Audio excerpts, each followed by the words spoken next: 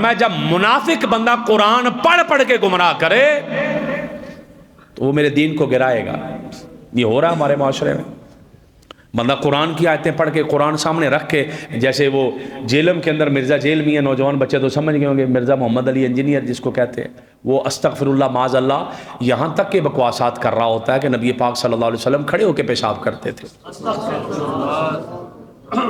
اور نوجوان طبقہ, ہمارا بہت سارا نوجوان طبقہ اس کو سن کے کبھی نماز میں رفع دین کرنے لگ پڑیں گے, ہاتھ اٹھانے لگ پڑیں گے.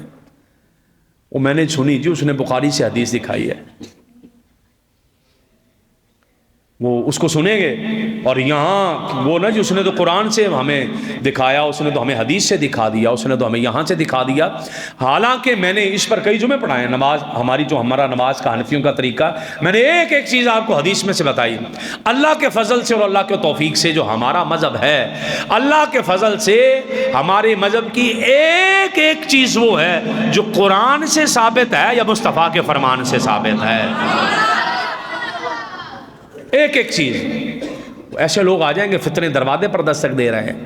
کبھی استغفر اللہ معاذ اللہ صحابہ کے بارے الٹی سیدھی باتیں کرنا شروع کر دے گا, کبھی نبی پاک صلی اللہ تعالیٰ علیہ وسلم کے بارے الٹی سیدھی باتیں کرنا شروع کر دے گا, کبھی خدا کے بارے الٹی سیدھی باتیں, جیسے وہ مرزا قادیانی تھا نا, قادیان کا رہنے والا, جیسے وہ باتیں کر کر کے قرآن کی الٹی سیدھی تعویلیں کرتا ہے, یہ بھی قرآن کی الٹی سیدھی تعویلیں کر کے لوگوں کے ایمانوں پر ڈاکے ڈال رہا ہے. اور نوجوان نسل اس کو سن رہی ہے بیٹھ کے. وجہ اس کی کہ گھر میں تربیت نہیں کی ہم نے. اور ایک بندہ اسے مناظرہ کرنے کے لیے گیا چند دن پہلے, بڑا سوشل میڈیا پہ اس کا رولا چلا جی, مفتی حنیف قریشی مناظرہ کرنے کے لیے گیا. اگرچہ مفتی حنیف قریشی خود بھی ایسا ہی ہے کہ جس کے عقائد مشکوک ہیں, جس کے عقائد صحابہ کے بارے کلیئر نہیں ہیں, جس کے عقائد صحابہ کے بارے معاذ اللہ بڑی الٹی سیدھی بکواسات اس نے کر رکھی ہیں. اگرچہ زبان دراز ہے صحابہ کے بارے معاذ اللہ, اس کے دروازے پر جا کر کھڑا رہا, وہ بھی اندر سے نہیں نکلا, یہ بھی باہر سے اندر نہیں گیا. دونوں نے تماشا بنایا, لوگوں نے دیکھا کہ یہ کیا, اور پورا لوگ ہنس رہے ہیں کہ یہ تو مناظرہ بالجبر ہو گیا جی, کہ یہ مناظرہ کرنا نہیں چاہ رہا, وہ مناظرہ کروانا چاہ رہا ہے. نہ وہ اندر سے باہر نکلتا ہے. وہ ایک برف کا کارخانہ, اس کے اوپر اس نے 1-2 مرلے کا کمرہ لے رکھا ہے جس کے اندر اس نے کیمرہ لگایا اور 2-4-10 بندے اپنے ساتھ ملا کے اپنے شاگرد اکٹھے کیے ہوئے ہیں, اور وہاں سے وہ فتنے کی باتیں سنا رہا ہے اور پوری دنیا کو گمراہ کر رہا ہے اور ہزاروں لاکھ روپیہ کما رہا ہے. اور جس طریقے سے غلام احمد قادیانی تھا اسی طریقے کے وار یہ کر رہا ہے, اسی طریقے سے نکل کر لوگوں پر حملہ کر رہا ہے, لوگوں کے عقیدوں پر. اور نہ ہماری, کبھی معاذ اللہ استغفر اللہ حضور داتا صاحب کے بارے بکواس کرتا ہے, کبھی معاذ اللہ حضور کو سپاک کے بارے بکواس کرتا ہے, کبھی صحابہ کے بارے بکواس کرتا ہے, اور ہمارے لوگ بیٹھے سن رہے ہوتے ہیں بڑے مزے سے. بابے تے شاہی کوئی نہیں, نہ میں وہ نعرے مار رہا ہوتا ہے, نہ میں سنی نہ میں وہابی, میں ہاں مسلم علمی کتابی. یعنی وہ میں وہابی بھی نہیں ہوں, میں سنی بھی نہیں ہوں, میں تو علمی کتابی ہوں. میں تو ہمارے علاقوں میں لوگ اس کے جال میں آ گئے, اور لوگ اس کو سن رہے ہوتے ہیں بیٹھ کے اور کہہ رہے ہوتے ہیں کہ کیا بات ہے, ابھی بڑا کام کا بندہ ہے. حالانکہ جو حدیثیں آقا علیہ السلام نے فرمائی ہیں, جو احادیث حضور نے فرمائی ہیں, تمام احادیث, قرآن کی آیات, ہر چیز اگر اس کے سامنے رکھی جائے تو خدا کی عزت کی قسم ہے شاید 2 لائنیں بھی بات نہ کر سکے.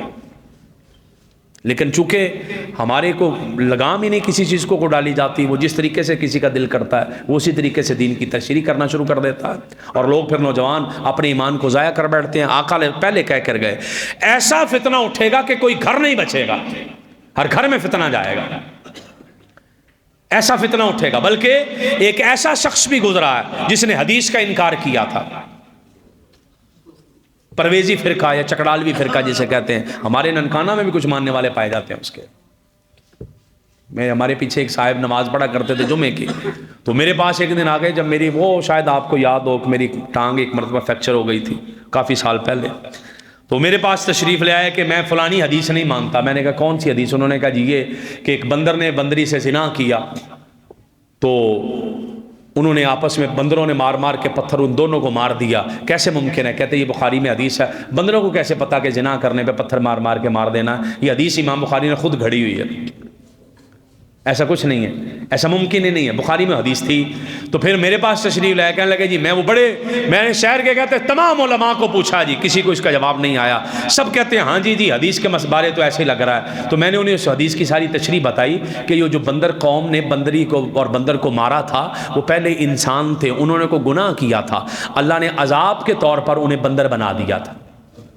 انہیں پتا تھا کہ زنا کی سزا یہ ہے، انہوں نے اس لیے مارا تھا کہ پہلے بندر ہو گئے ہیں، کچھ اور نہ ہو جائیں، اس لیے جو انہوں نے جرم کیا اس کی سزا انہیں دے دی جائے، انہوں نے اس لیے مارا۔ جب میں نے انہیں اس کی تشریح بتائی اور میں نے کو اپنی طرف سے گھڑ کے نہیں دکھائی، ہمارے مفسرین نے، ہمارے محدثین نے لکھا ہوا کتابوں میں، جب میں نے انہیں دکھایا کہنے لگے اوہو یہ تو بڑی آسان تشریح تھی، میری سمجھ میں نہ آئی۔ تو ایسے ہر بندہ اپنا ایمان ہاتھ میں لے کر ہم گھوم رہے ہوتے ہیں، جس کو دل کر رہے تھے ہم سن لیتے ہیں، جس کے پاس مرضی ہم کہتے ہیں جی یہاں سے بھی دین۔ میرے اور آپ کے آقا کا فرمان سنیے گا، فرمایا ان ھذا العلم دین فانظروا امن تاخذون دینکم، یہ صحیح مسلم کی حدیث ہے، فرمایا یہ علم تمہارا دین ہے، ذرا دیکھ کر لینا کہ ہم نے لینا کس سے ہے،